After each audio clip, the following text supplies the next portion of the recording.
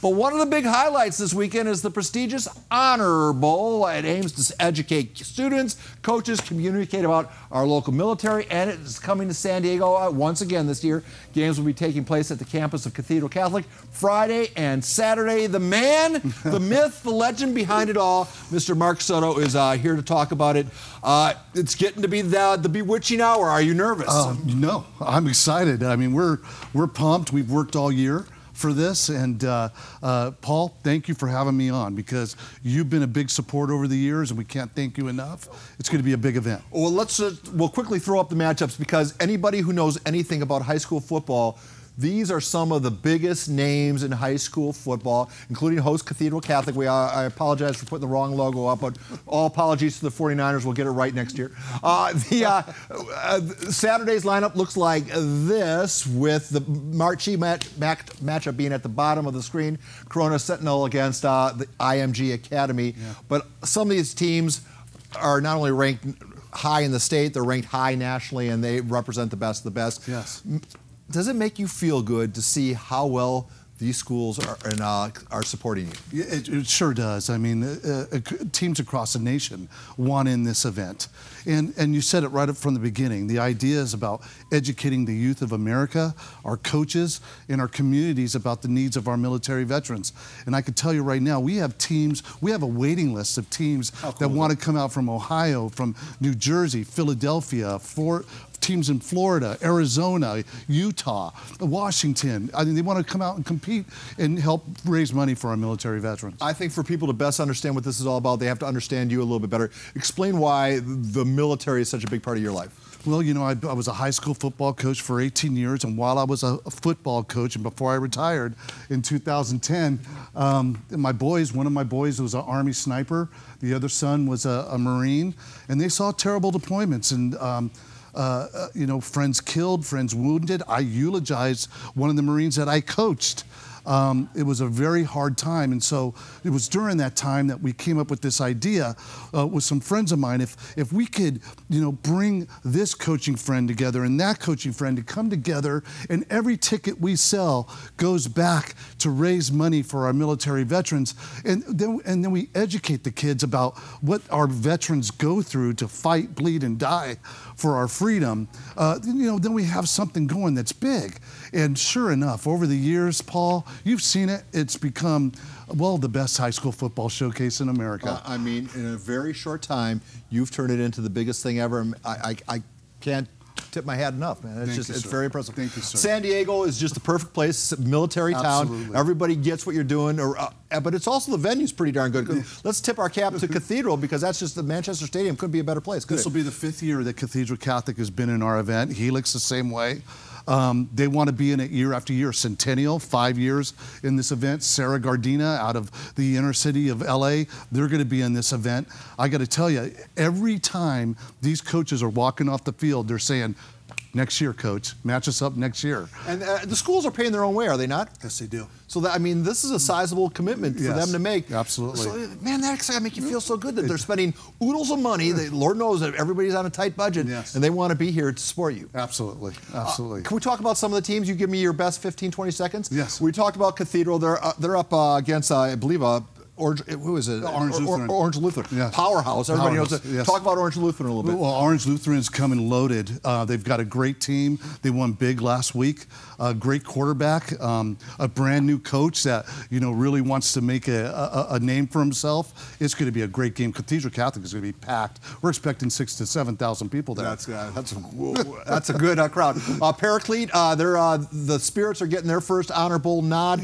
And what a team they have to play. They have to play Helix. Talk about it a little bit. Well, Dean Harrington was in the Honor Bowl before when he was with Alemany when we had the game at Oceanside, and he called me earlier this year and said, Coach, how do we get involved in the Honor Bowl? And we had a matchup against him and Helix, and I know Helix in that game to start out Saturday at 12 o'clock is going to be a barn burner. The team from Oahu, Punahou. Everybody knows them because they're so darn good. I got to tell you, they're coming out with a luau in the end zone. There's going to be a luau. They already got 400 or 500 tickets sold in the end zone before their game against Sarah Gardena. And that's going to be a great game. And that's a 4 o'clock game. And then right after that, Paul, we go into one of the national games of the week. Well, let's not jump ahead because you mentioned Sarah Gardena, and they're no stranger to this game. Yeah. They're ranked 24th in the state. Yes. Who's going to win that game between them and Oahu?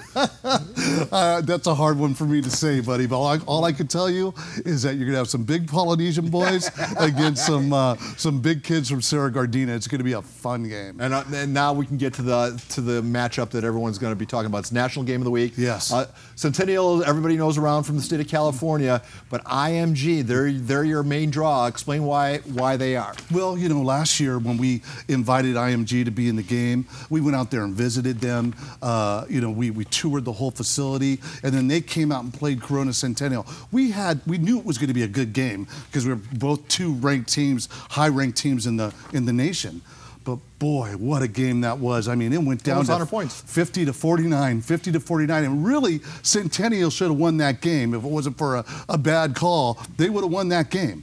So they want payback. We're calling it the rematch, and it should be a real fun game to end the Honor Bowl. As a guy who loves high school football, I'm concerned about academies like IMG. For people who don't understand, they can get kids from anywhere they want. Yes. They're the best of the best from around their area and from outside their area. Right.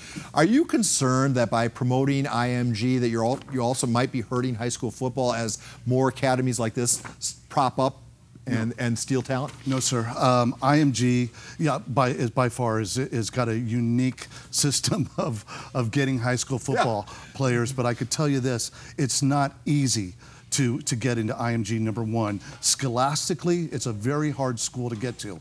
It's a very expensive school, and not every kid could get into IMG. They got to pass a rigorous, way to get in. And plus, the Mater Deis, the Bishop Gormans, the De La Salles, they all compete with IMG today. So no, I don't see the academies overpowering the private and the public schools like the Centennials and the Helixes. The teams are going to rise to the top, and great football is going to exist for a long time. Okay, now on a serious note, we're seeing the proliferation, I think it's a proliferation of NFL guys protesting during the national anthem. And now you're starting to see it trickle down to colleges and even sometimes at the high school level. How concerned are you that someone might take a knee during the anthem during an Honor Bowl game? I am concerned. But you know what? Our nation's military, they fought, bled, and died for us to have our freedoms. And as much as it hurts me to see it, and there's nothing I can do to stop it. The primary thing I want to do, Paul, that's educate our youth. Educate them about what our men and women that fight for our armed forces do for us to live freely. And that's what we do in the Honor Bowl. We do it in the locker rooms. We do it when they visit Camp Pendleton. We do it all throughout the event. They're getting an education on our nation's military, from military commanders to wounded, walking into the locker rooms and talking to them. As long as I'm doing my job to educate youth, then I'm doing my job. Make sure we're allowed to get in. We want to be in, especially when the drill sergeants go on the bus. We want to be. We want to be right behind. You leaked that out, Paul. Well, I didn't say which school. Let's sell tickets. Come on, we want as many people to. You're not selling tickets. You're selling donations. That's right. I never say I'm selling a ticket. It's about donating to a cause. What we do here is it all goes back to military veterans. So please go to thehonorgroup.org. We're going to have 2 fantastic days of football. Please go out, donate to the Honor Bowl. It goes to a worthy cause. And before we conclude this interview, because we messed up, can we zoom in on this trophy? Is it possible? I guess maybe. Anyhow, you know what I'm gonna do? I'm gonna hold it. This is the trophy with the Niners helmet. That's the logo. I'm gonna put it over there. Okay. That's the end of our interview. Say good night, Mark. Good night, Paul. All right. We'll see you all 5 games this weekend. Back to you guys.